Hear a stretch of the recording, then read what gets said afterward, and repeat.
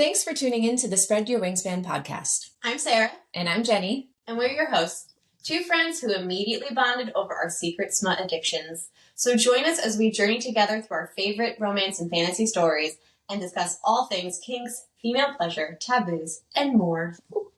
Make sure to check out the show notes for any spoiler alerts and content warnings. We're happy you're here. Let's get to today's pod. Hello, Jenny. Hello, Sarah.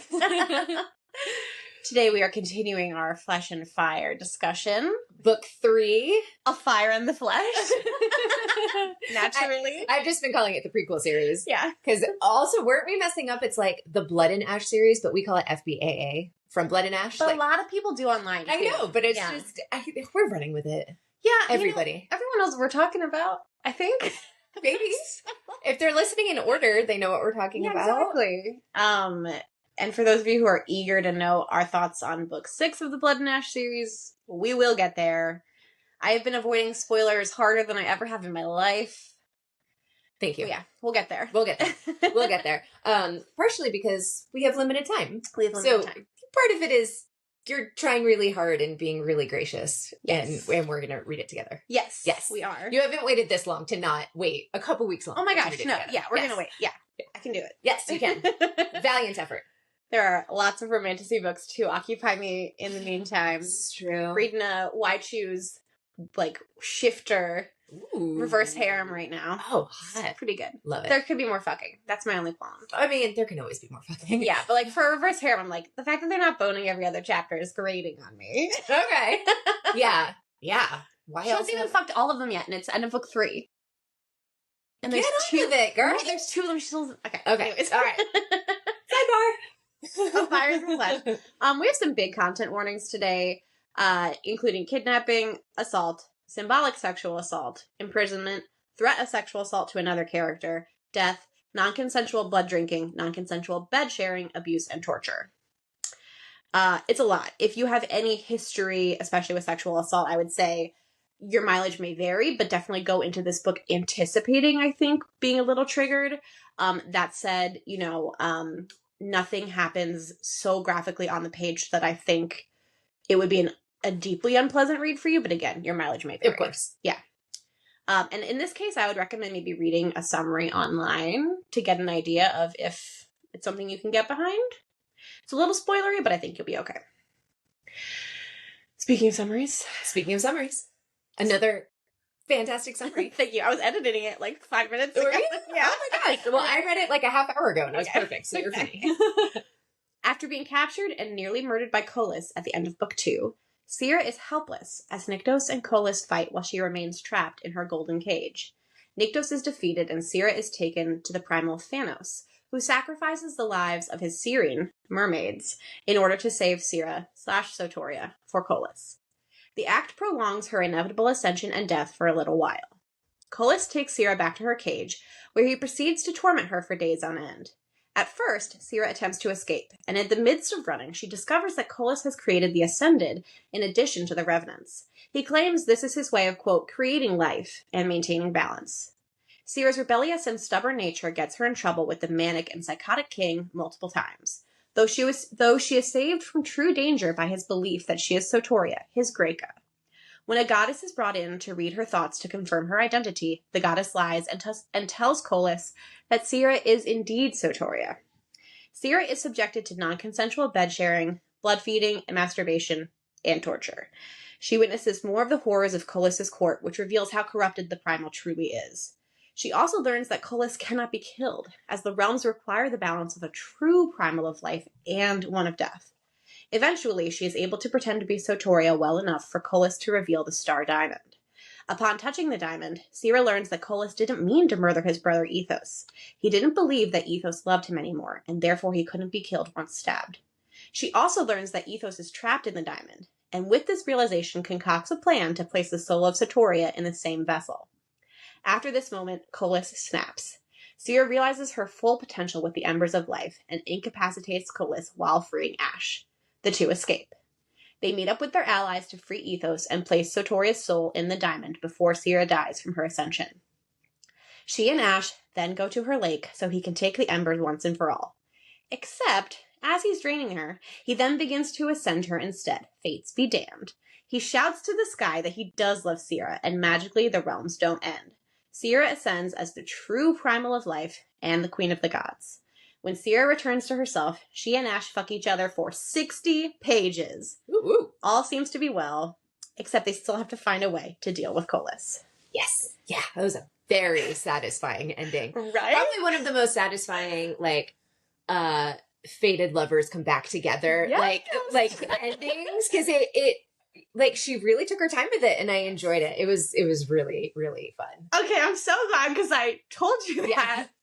And it's one of the reasons I really fuck with this book, even though 3/4 of it is pretty hard to get through. It's so annoying. Yeah. I mean, I mean, we can get there, but I did find that we belabored Sera in the cage for a little too long for what I needed to get, like, through it.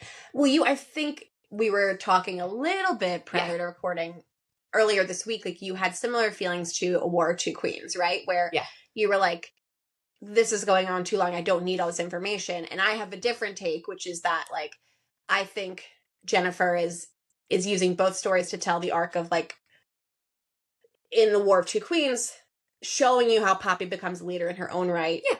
And in this case, really taking time to show you how evil Colas is. Yeah. Right? But I hear you. Yeah. Yeah. And it goes on a while. And when you point that out, yes, that makes sense. Yeah. And like, if it had been faster, it would have been more like telling, not showing, you know? Maybe. But I just feel like she gets in trouble with Colas, like, what, 5 times? Yeah. Like, that could have been 3. Totally. You know, it's like, we get it. She's not going to follow the rules no matter what. And he's terrifying. Colas is going to punish her. Yeah. Even, like, he tries to, like, skirt around actually punishing her. Cause he's like, I'll just kill this other person, which will make you upset. Yeah. But it's not going to hurt you. Yeah. He's so twisty. Yeah. Themes. Choice or absence of. What is monstrosity? Again, like, we really are diving into Colas in this book. Mm-hmm. Do villains ever have legit moral purpose? Love is a corruptive force versus love is an all-powerful force. Where do you want to start? I don't know. I mean, I really think, again, like, it's so interesting, like, our like, theme for this half of season 2 really is, like, monstrousness, you know? Yeah. Kind of unintentionally, like, just the way that other things came together and our recording schedule. But. And I think maybe because we read the book on monsters, like, I've been paying more attention to that, you know? But they actually, in their conversations to each other, are also in, like, personal inquiry about, like, separating the monster from monstrosity. They literally use those words. Yeah, which is super interesting. Just, you know, completely, I mean, maybe intentional, you know, subconsciously. But but in a way, like, I think, you know, it's going to get a little abstract and spiritual, but for me, like, I think that because of the personal inquiries a lot of us who are awake and paying attention to the world right now are going through, like, I think the people that are bad used to hide. And now I think the people that are bad are not hiding anymore. They don't need to. They don't need to. Yeah. And I was having a conversation with somebody yesterday about how, like, even, people owning that they're racist when before they'd be like, I'm not racist. No, now they're overtly, like, owning that they're racist. Yeah. And so I think that the universe, in a way, kind of conspires to give us information and, like, give us little bits to be like, yeah, there's inquiry in fiction about monstrosity. You know, nonfiction writers are writing about it. Like, it's kind of the theme that's everywhere right now. It's like the theme of our era, kind of. Yeah. And I wonder, again, like, we've talked about, like, why is romantasy spiking right now? Yeah. And then we've talked about, like, all romantasy is essentially monster smut, basically, right? And it's like, yes, like, and I think especially as women, any minority group, I think, would have an inherent fantasy of, how do I not just, like, defeat this monstrosity, but how do I make it love me, almost? Like, how do I unwind monstrosity through its opposite? Yeah. And how do I be an agent of change for them? Yes. Because it gives us hope that people aren't just truly monstrous, which I think I love your, do villains ever have legit moral purpose? It kind of ties into that as well. Like, I saw when you had written the question, I was like, okay, yeah, that's an interesting thing to ponder.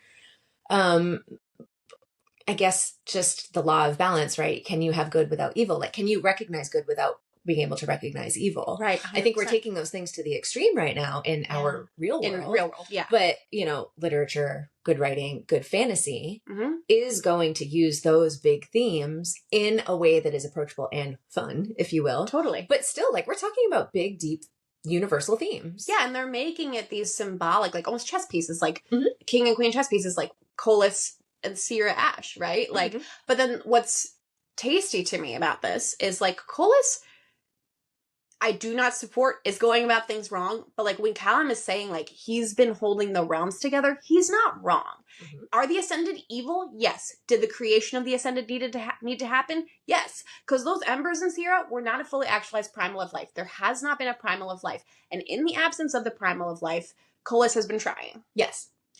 He's also so evil and so monstrous and so scary. But like he's not trying to destroy the realms. He's trying to save the realms. Yes. In his own twisted way. For his own gain, so he can rule over everyone. Yeah. But, like, some of the actions he's taken have not been 100% purely, like, code black evil. Like, it's in the gray area. Yeah. And then, similarly, Sierra and Ash do some really fucked up shit. Like, Ash, I love that when Ash is ascending Sierra, like, he's like, I might be destroying the realms doing this. Yeah. Where nothing is left but her and I don't give a fuck. And she's like, all right, yeah, fuck the greater good. She literally says, fuck the greater good. Okay, ascend me. Yeah. And these are our heroes, quote unquote, right? Yeah. And he's like, Colas is right. I am worse than him. And yes, kind of in that regard, yes. Yeah. Because Colas has never destroyed the realms to get Sotoria. He's been very patiently waiting. But is it because he has deluded himself to think that he's all powerful and thinks that he could? Is that just like a trick in his back pocket that he hasn't used yet? Possibly. I think hopefully we'll learn more in the Primal of Blood and Bone, the 6th book in Blood and Ash, where we are going to finally see, spoiler sort of, like Sotoria and Colas re-meet because Poppy is Sotoria. Yeah. Which is something that you learn more about in this book. It's not like confirmed in this series, but we're headed there. It's confirmed. Like we're headed there. I don't need to read book 6 to know that it confirms this. Yeah. Because it's very clearly we are now 8 books in to have enough information. Yeah. Extrapolating. Yeah. Like Sotoria means my pretty Poppy. Yeah. Okay. So I'm sure we're going to learn more about the extents he would go to for her. Yeah. Yeah. Mm-hmm. So, I do love this interplay, and I'm just thinking about, as you were talking, I was trying to think if there's ever been a book where there's been just like a purely evil with no redeeming qualities. Because as soon as you learn the backstory of a villain, then you start to have compassion. Yes. And I was just thinking, it would not be a very compelling story to just have a true evil for the sake of being evil like that. Sauron doesn't really have...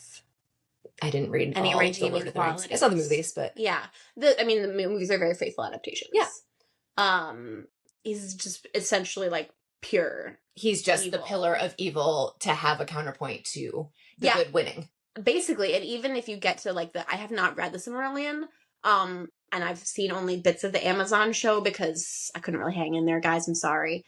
It was very beautifully photographed.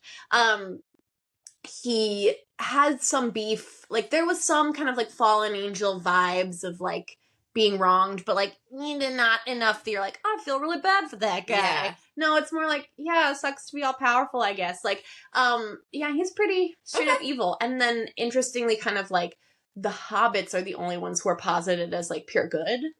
And even then they make mistakes, but like pure goodness is posited as like homeliness. As like tending to the earth, loving food, loving music, loving each other, loving the home, which I think is pretty boss. Yeah. Shout out to Tolkien. Yes. But like you have to have one to appreciate, like you have to have the pillar of evil to appreciate the good, because otherwise what's the point? So anyway, back to your question, like do the villains ever have legit moral purpose? I think in storytelling, you could argue that if they don't have at least a door open to redemption or a door open so you can see the underbelly, like we're not going to be compelled to care about the story. Totally. Because like if they're not fighting for something, what's driving them? Yeah. And why would we care? Yeah, totally. Yeah, the fact that kind of the conclusion here is like we cannot kill him. He cannot die. It was really satisfying when she smashed him up, though. Oh, yeah. That was good. Oh, yeah. She fucked him up so hard. Oh, man. All of her rage, all of her pent-up frustration. And this was all the after things. like 500 pages of her getting abused by this guy. Mhm. And she finally is like, wait a second. I can fight back. Yeah. And not just with words, not just with my rebellious streaker. Because she has been fighting back in her own Yeah. way the whole time. But she's like, I can fight back as hard as he can. And she creams him. Like, so good. he hasn't stand a chance. Part of it is because she takes him by surprise. Yeah. But, and, you know, in book 4, as I'm sure you can anticipate, there's be more fighting between all of them. And it just doesn't happen that easily. Yeah, it's good stuff. It's good stuff. Yeah. Yeah. Do you want my full reaction? I would love your full reaction. Yeah. So, I mean, I adored it. I'm really happy with where this is going. I am enjoying while the similarities between Sera and Poppy were annoying in the first book, the similarities by the time we get to the third, I'm enjoying. And I am now appreciating when, I forget which book, but when, Poppy is finally able to be like, the true, like her true power, because it takes her a couple of fits and starts. You think like she finds her power, she keeps leveling up, and then she keeps leveling up. But by the time she gets there, I mean, it's the most powerful thing ever created. Yeah, Poppy / Sartoria, the primal of life and death. Yes, and which is in this series. We keep being warned that those two things cannot coexist. Yes, be it in a marriage between Sera and Nyktos, or in a human. Yes. What have the Aerie been doing? Yeah, I want to know more about them. I want them to have a spin-off series. Okay, I mean, I'll get there. It's not confirmed, but again, there's people suspect that the Ancients are the Aerie, and the Ancients are the topic of Fall of Ruin and Wrath. Okay, I'm going to put a pin in the Ancients. They're hot. They feed on pleasure. Ooh, nice. It's hot. I'm into it. Okay, cool. Yeah, so I had the same reaction by the time Sera is ascended and she and Ash come back together, like that same satisfaction. Yeah. Like, yeah, okay, we're here. Yeah. So that was really fun. Let's see. So can we talk about what I'm now calling the immortality porn, when he basically shadow fucks her and gives her some booty play? It's basically tentacle play. I love it. Yeah. I mean, kind of, but like to me, like tentacle porn is like a legit like tentacled creature. I think this totally fits that category. Okay. Like, I've read a lot of stuff like this, where it's, like, not quite a tentacle, but it's, like, even in one character, okay, in one book I've read, where it's these shadow demons, highly recommend. I think it's by Opal Rain. No, it's by Colette Rhodes. Look it up. It's a whole series. It's like Ice Planet Barbarians, but with shadow demons. And one of the women is like, I want to be fucked with tentacles. And then she gets matched with this guy who's like, shadows are out of control. And he, like, shadow fucks her with all these tentacle shadows. And she's like, this is tentacle fucking. Okay. I will read that and report back.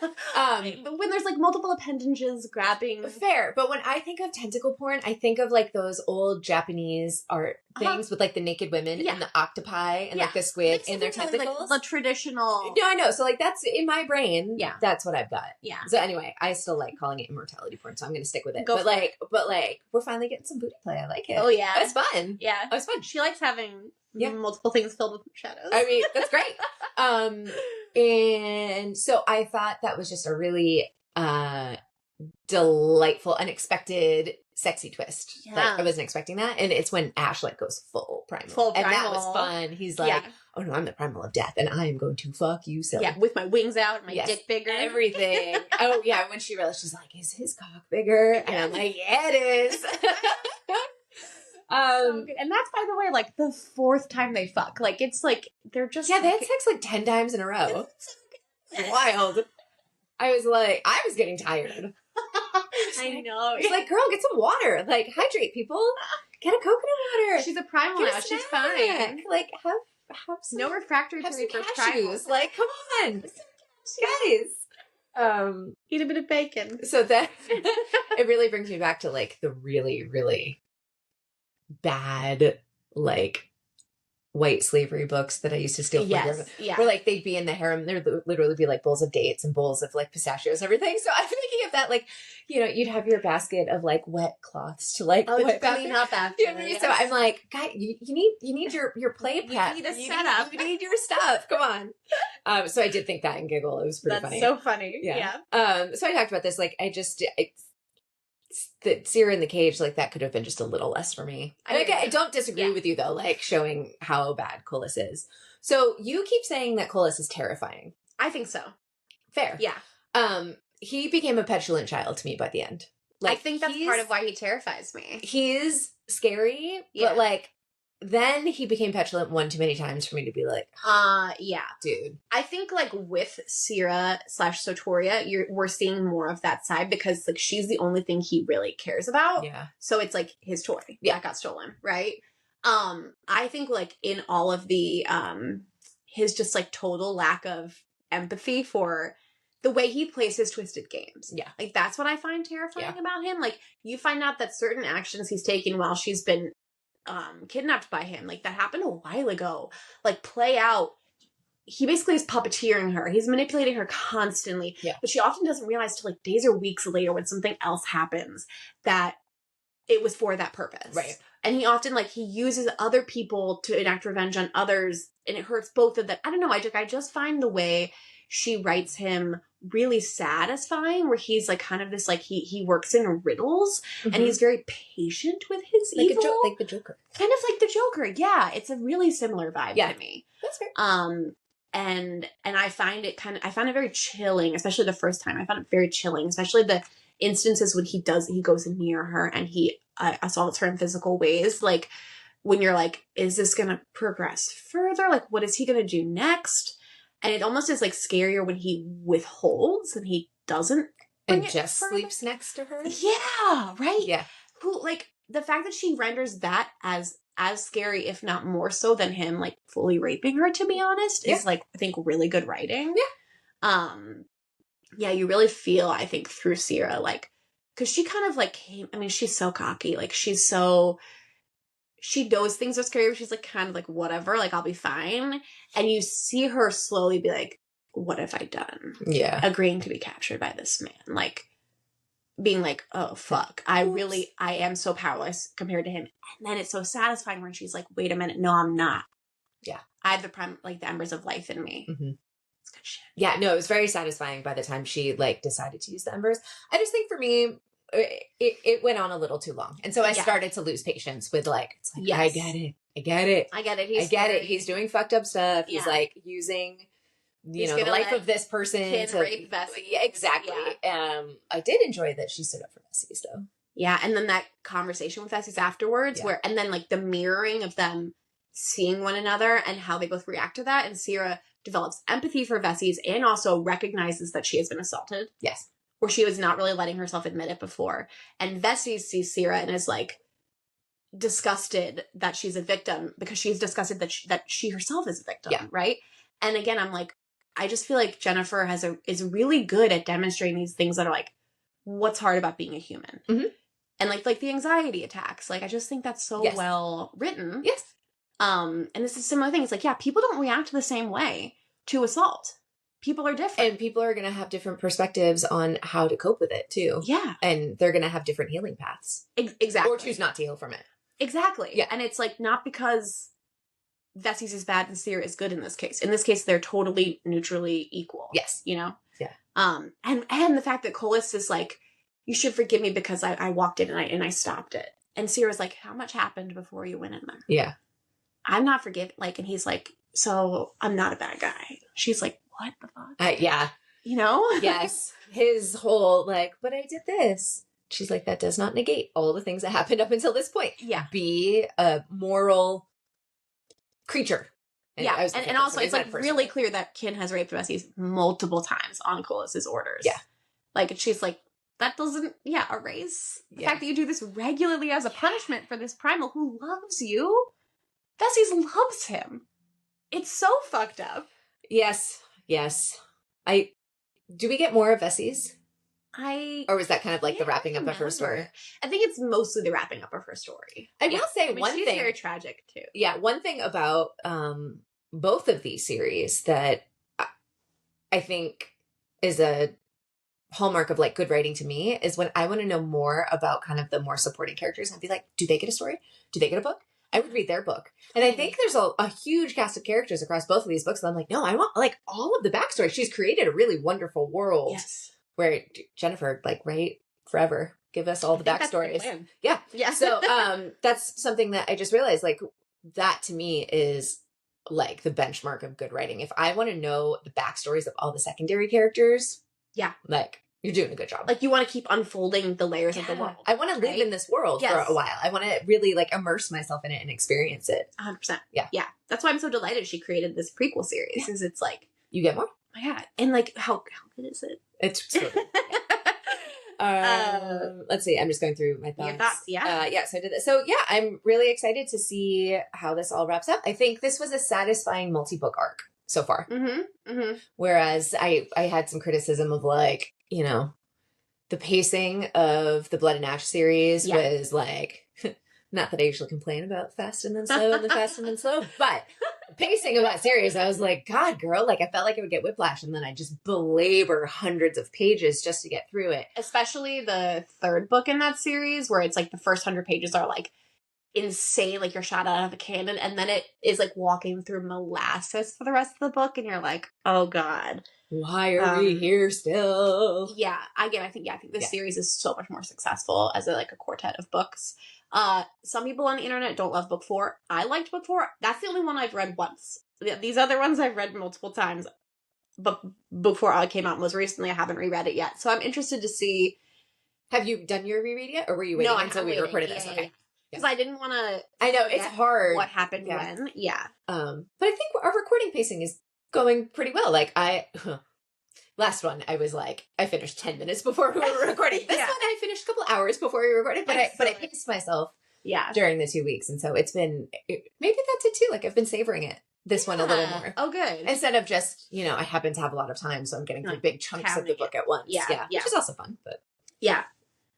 But I think that wraps up my my reaction. And then the pacing and the like belaboring of some of the Cage stuff isn't even really a criticism. It's just like, if I could nitpick anything, that would be if you were to edit these books. Exactly. Yes. Yeah. So again, I think we will be reading Fall of Ruin and Wrath together. Have we talked about that? Yeah. So we haven't talked about it, but I think it's implied. When Sera is ascending and she sees a bunch of shit, that's stuff that's Fall of Ruin and Wrath related. Okay. And I had known that because of the internet, but having just read Fall of Ruin and Wrath, which I loved, I was like, oh fuck, oh fuck, oh cool. So I was like picking up on a lot more stuff. And I was like, again, I'm like, that's good writing. Like, that's good writing. People are so critical these days, and I feel strongly about pointing out the good shit she's doing, right? Yeah. Sarah J. Maas, I think, struggles with that element. Where you're like, that feels Deus Ex Machina, or like, oh, that's been going on the whole time? Well, that feels like Office, right? Like, we were like... So now I'm like, did Bryce contaminate the fucking water with that fucking parasite in Akatar?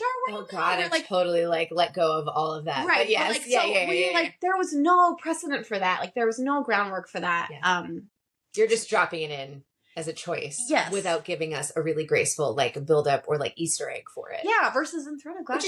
In Throne of Glass, she does that so well, so we know she can. At some point, I do want to reread Throne of Glass. Yeah. I don't think we ever potted Throne of Glass. We have not. Because you've read it but I will times, happily pot about it. We have. Yeah. I don't think we've potted something that we've both previously read. We haven't. No. I know. That would be massive, but we could do it. Anyways. We'll put it on the list. TBD, folks. So anyways, not to pit these two against each other as I'm inclined to do. Yeah. And I think people do often say it seems like JLA is making stuff up as she goes and forgetting other stuff. I do think that's also present here. But I just think it's exciting to see those details, and they're not super obvious, so you have to find them on a reread. Yeah. I was looking forward the least to rereading this one. I do have trouble with the sexual assault content personally. But I do think the writing is still good, and I think the pace is good, all things considered. And I just love the rest of it. She just is like, I'm gonna have them fuck for a while. Like, and she's just like, I'm just gonna do it. And I was like, hell yeah. I remember the first time reading this, and like when they came together and they had sex first time, and I was like, okay, cool. And I was like, there's like more of this book left. I wonder what's gonna happen. And I was like, oh my God, they're still fucking. And I kept turning pages, and I was like, they're still fucking. they're still fucking. And I was delighted because, like, especially the first time reading this book, like, I was very triggered. So, like, it was really hard for me to get through. And to have that payoff, like, it was like the serotonin dopamine boost that I really needed to be like, everything's okay. We're all okay. Everyone's fucking and happy. Like, we're all good. Like, Sera and Ash are okay. Like, they're together. They love each other. Like, and the romance aspect of it is really satisfying to me. Like, Nyktos being like, what is this if not love? And just, like, having faith and ascending her and being like, I believe that I love her even though my cardio is taken out. Yeah. And everyone's like, yeah, duh. I just was thinking as you were talking, like, I think this, well, two things, you know, there are a couple of times in the end when they come back together and they are having sex that Sera, like, has a pause because she's like, oh, I'm having these feelings, and they are reactions to her experience with Colas. Yes. And a couple of things I enjoyed about that is, one, she didn't just gloss over the fact that she was held captive and abused and assaulted. Especially, like, when Ash goes by her throat, where one of the biggest, like, assaults Colas does is he bites her and both gives pleasure and receives pleasure from that act without her consent. And so when Ash goes by her throat, she's like, "Whoa," and yeah, you know, has like trauma, like has trauma. Thank you. Post-traumatic stress. Yeah, that's the word I'm looking for. Trauma. Yeah. So I have enjoyed, just like you've said about the panic attacks and the anxiety. Like, she's not. I think I have read some books, and I can't think of specific examples, but I can remember reading some books in the fantasy realm where that, like, actual personal, usually female reaction has just been completely skated over. That, like, oh, I'm fine now. Yeah, this woman has been kidnapped and abused, raped usually, and then is rescued, and then, oh my God, you're the love of my life, let's have sex. It's like, it's so not believable. Yeah. We're far more complex as humans. Yeah. And unless you just completely dissociate, but you can't, I don't think you can have, like, fully pleasurable, loving things and be dissociated. I don't know, maybe you can. It's possible. I think you have to earn it writing wise, you know? And this is something that's really interesting because I thought about this with my own book. There's a scene where my character is, not sexually assaulted, but she is, like, overpowered by a man for the first time in her life. And she is able to escape that situation. And then she and the male character she's paired with throughout the book are bathing because they're covered in blood. And they both kind of, like, sneak a peek at each other naked. And he sees her and he's just, like, pretty aroused. And she sees him and she has a moment of being aroused. And then she just, like, goes through this whole series of horror about being like, are any men trustworthy? Why do I have these feelings? Like, it's just really confusing. Those are back-to-back situations. Yes. And when I was writing that, I was like, do I even want to have this scene happen immediately after? Because I'm going to have to, as a writer, go through what would be the mental reaction that makes sense in this situation. And I think you can really tell when a writer has personal experience with these kinds of things, right? Versus when a writer is just using it, which is one of my least favorite things, using sexual assault or the threat of sexual assault as a plot device versus using it as, this is a thing that happens in the world. I want to write about it, and I want to give the victims of these experiences power. I want to give them a fantasy where they get to defeat their assaulter. Yes. And, like, I want to create that for them. Like, that really feels like what's happening. And heal from it and process it and heal from it. And that's the other thing. I think that there is an opportunity when one has experienced assault or trauma to heal. And that journey is different for everybody. Totally. But that doesn't mean that the opportunity to heal doesn't exist. And I think that, you know, showing the story like this and showing her internal struggles and showing how Ash is, you know, supporting her through her reconciliation of it all is important, because these aren't things that we can just skate over. These are things, unfortunately, that happen. And, you know, I was having a conversation with friends the other day. We were reading a book, and I, probably because of what we do on this podcast, and we try our hardest to give trigger warnings and content warnings and all of that. And I think that we read enough modern, contemporary romance where authors do that, just as that's the thing. Practice. That's the standard. And there was some content in this book I had suggested that had happened to my friends. And so I was reading it and I was like, hey guys, like, we were in a group text, and it's like, hey, I just realized, like, when I suggested this book, I was all about the spice, but, like, there's this plot line. I said, if this is, like, at all triggering or whatever, you know, I'm really sorry. I just, you know, wasn't thinking. And they were both like, we're adults, we don't need trigger warnings. And I'm like, cool. Okay. But my response was, I appreciate trigger content warnings. So, like, cool. great, but like I care about you two, and it was in my mind, so I'm gonna say it. Very thoughtful, you know. And so it's like fine. Not everybody needs trigger warnings. People for sure like and to be skip surprised. that page. And it's that page. No. Or like they weren't bothered by the content. Right. Is what I'm saying. Totally. Yeah. So, but I realized like, good for them that they don't need content warnings. But I was like, hey guys, I like, you know, I choose not to read about violence or sexual assault unless I opt in. Mm-hmm. Like I don't avoid it categorically. I'm the same. But in romantasy, I'm more generous in wanting to read it in romantasy and fantasy, memoir and nonfiction and modern fiction. Sometimes I'm like, and I can't even remember what I was watching recently, but there was a series I was watching, and like episode 6 of 8, there was a sexual assault scene, and I was like, really could have fucking lived without that. Yeah. Like, and I even felt by the end, I can't even think of what it was, but by the end of the series, I was like, that didn't even serve any need to happen. Purpose. Yep.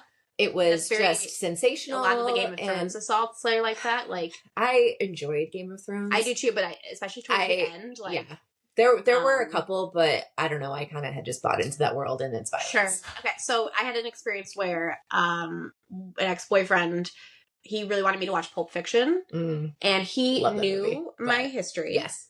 As I make sure all my partners do. Yes. And there's a brutal rape that happens in that movie that you walk in on and face first. And I immediately had a panic attack. Like I was immediately triggered. Yeah. And I was like, why the fuck did you show me this movie? Yeah. And not tell me I was about to be triggered? Like not give me any warning. He's like, I didn't remember it was in. I'm like, this is a huge part of this movie. This is like the climactic moment of this movie. Yeah. And I was so irate. And like, I hate the experience of being blindsided. Don't think that I'm not mature enough to opt in if I want to. Yes. And that's the thing. It's like, I'm not going to avoid it, but I do take issue when it is just sensational and put in there for no reason. For no reason. Yeah. And I find that a lot of contemporary shows. And a lot of lazy romanticism. Sons of Anarchy. That show, I fucking loved that show. Yeah. And then I can't remember if it's season 4 or 5, like one of the very first episode, there's a prison rape scene, and I was like, fuck this. And I refused to finish it. Yeah. And I was really sad because I really loved that series. Yeah, it's a really easy way to alienate a large majority of the audience. And then I looked back, and every season just kept getting more and more violent and more extreme. And I'm like, you don't need to keep like one-upping. We get it. Biker gangs can be violent. Right. We don't need to belabor the point. Right. And I'm not somebody that needs to see it. Yes. Like even just the suggestion that like this has happened, like that to me sometimes can be even more terrifying and like thought-provoking and like, oh wow, okay, cool. Speaking of, is Tarantino Reservoir Dogs too? Because I remember watching that in high school, and my boyfriend at the time was like, you never see the violence on the screen. It's always just out of frame in that movie. And so I rewatched it, and I was like, oh wow, yeah. But you have such a felt sense, absorbing and you see the reactions to it and everything. And I was like, oh, I don't know if I actually would have noticed that without somebody pointing it out, because it's just the artistic way of presenting the story. Yeah. But yeah, like I appreciate that more, and I'm going to have more respect for you as a storyteller if you creatively tell me that these things have happened or allude to that these things are happening. Like I don't need to always see it. Totally. Yeah. Yeah. And I will say in book 4, a big part of book 4 is reckoning with what she experienced. And she's kind of in this book, she's like, I'm okay. And Ash is like, I don't think that you are, but all right, And he has experience of like, he has not necessarily been sexually assaulted, but he has had his consent taken away from him. Yes. And he's very sensitive to consent in all respects of life, not just with sexual encounters. And so he's like especially hypersensitive to what Sera has gone through. He's also been around for a while, so he's like, and he's been with Cola's things. Yeah. So yeah, in book 4, you do learn some more information about what she experienced. So she also is like slightly an unreliable narrator in this book because she is not fully acknowledging what she experienced with Colas. Got it. Yeah. That was a very big tangent, but I think a really important one to have, especially because I think it's when you get romance books, a lot of the time then there's also, you're going to be reading about sexual assault. Like it's, you'd think they would be totally separate. But they're not. No. And we don't need to go on another tangent, but assault not that assault is gray area, assault is assault, but there's just many levels of what constitutes assault. Mhm. And I think that when you're, I don't know how to say this. If you've ever experienced behavior that is inappropriate, I think everybody has to come to their own, like, well, was that assault? Was that inappropriate? Like, did I bring this on? Did I bring this on? Like, there's a lot of reckoning with personal experience. And as women, we walk through the world with many levels of who among us has not experienced some degree of this? Exactly. Yeah. So, I think that in romantasy and romance, that gray area of figuring things out or people thinking they can get away with behavior. That's what I'm trying to say. Yeah. That's a big thing in romance because some people don't have the same moral code as others. And so they try to get away with a lot more than other people would. And they approach consent differently. And they approach even initiating a sexual encounter differently. Yeah. And so I think it would be beautiful if we all approached all sexual encounters with full consent and like revocation of consent if needed and all that, but that's just not the reality. And it would make for pretty boring books. True. And, I'm just realizing, like, when I'm like, why shouldn't they be separate? It's like, well, also in real life, they're not separate. Mm-hmm. Like, when you, especially as a woman, but absolutely not exclusively, open yourself up to usually hetero, but not always exclusively, romance and sex, you are opening yourself up to the risk of assault. Like, and that's why I think so many victims do blame themselves. It's because, like, well, if I had never opened myself up to this, and that's not to say that's exclusive, right? There's plenty of assaults that happen where there's none of this is present. Of course. But also a lot of intimate partner violence does happen. Yes. So romance and assault then are paired together in real life too. So it makes sense that then, like, again, we would be exploring these things even in our so-called fantasy escapism. And you're so right that, like, it would be boring if all of our characters understood consent. Yeah. Almost. I mean, let's explore it. Like, let's get there. Yeah. And let's, like, explore boundaries and power. And let's have our heroes understand consent. Exactly. Like, Nyktos and Ash, consent king. Yeah. But also, as we've talked about, like, some women have rape fantasies. Like, there's so much ground to cover there. Yeah. And, like, we don't want to be reading just the same books. Even Christian Start was like, that's not my flavor. That wasn't like my flavor of ice cream. You know what I mean? But I was like, I can definitely see other people going to town on this. Yeah. Like, you enjoy that book a little bit more than me, right? But I was not titillated. I was titillated, but I was like, she's gonna fuck the priest guy. I was like, oh, that was so lovely.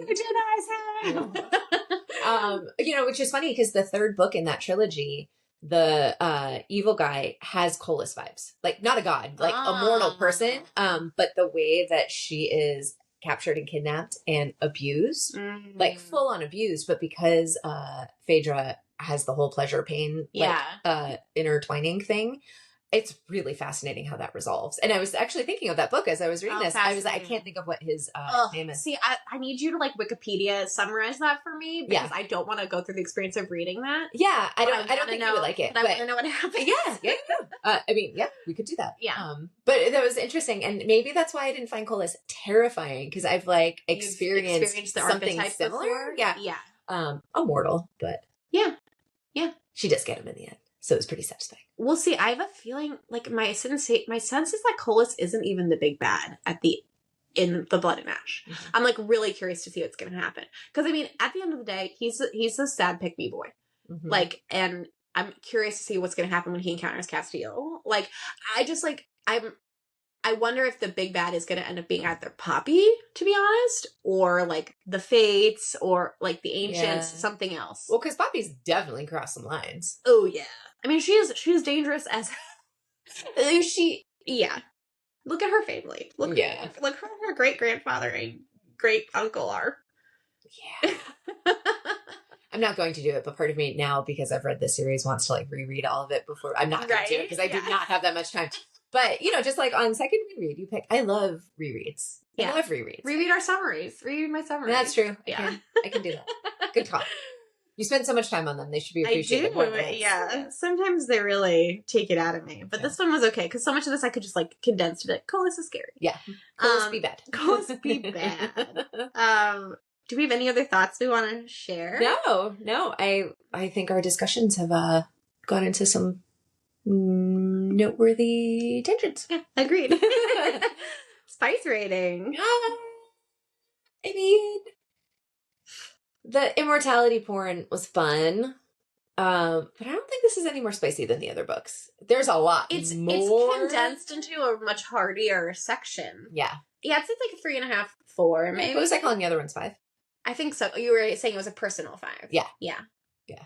Yeah, I think, again, you really have to get there, but once you get there, there's a real payoff. It's pretty fun. Yeah, it's fun. Overall rating? I give this one a 7.5. I think 1 and 3 are 7.5. 2 is an 8. Mm-hmm. Yeah, this is like a 7.5 for me as well. Yeah. Yeah. Okay, well, next time we'll be back with the conclusion of the Flesh and Fire series, titled Born of Blood and Ash. Oh, gosh. Not confusing at all. It's killing me. Not confusing at all. I feel like I need to just make a cheat sheet to hang on my wall to keep all of Even then, you're going to end up with, like, red string between everything, like a map. psycho. Like, you know, I should get the old school pins with the red string, like when those movies were like in the 70s, they were trying to track the serial killers. Yes. They had like the Polaroids. Yes, exactly. It's like it's gonna make this more confusing, not less.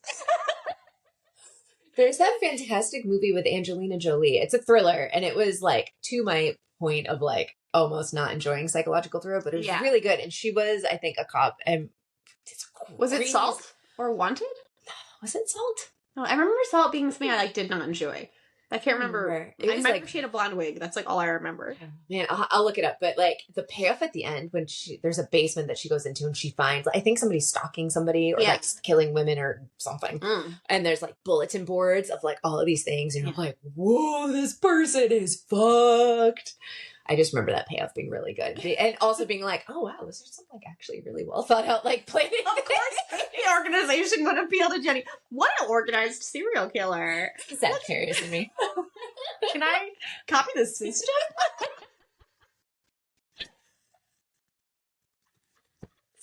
If ever I were to be a serial killer, you know I would have the push fist and the different thread. Oh man. Well, on that note, not a serial killer. No, she's not. And I'm not saying that because I secretly am. I'm not a serial Great respect for life. I do. Great respect. All right. Until next time, guys. Sounds good. Bye. Bye. Thanks for listening to this episode of the Spread Your Wingspan podcast. We would love to hear what you think about our topics today. Be sure to connect with us on Instagram and subscribe to our YouTube channel.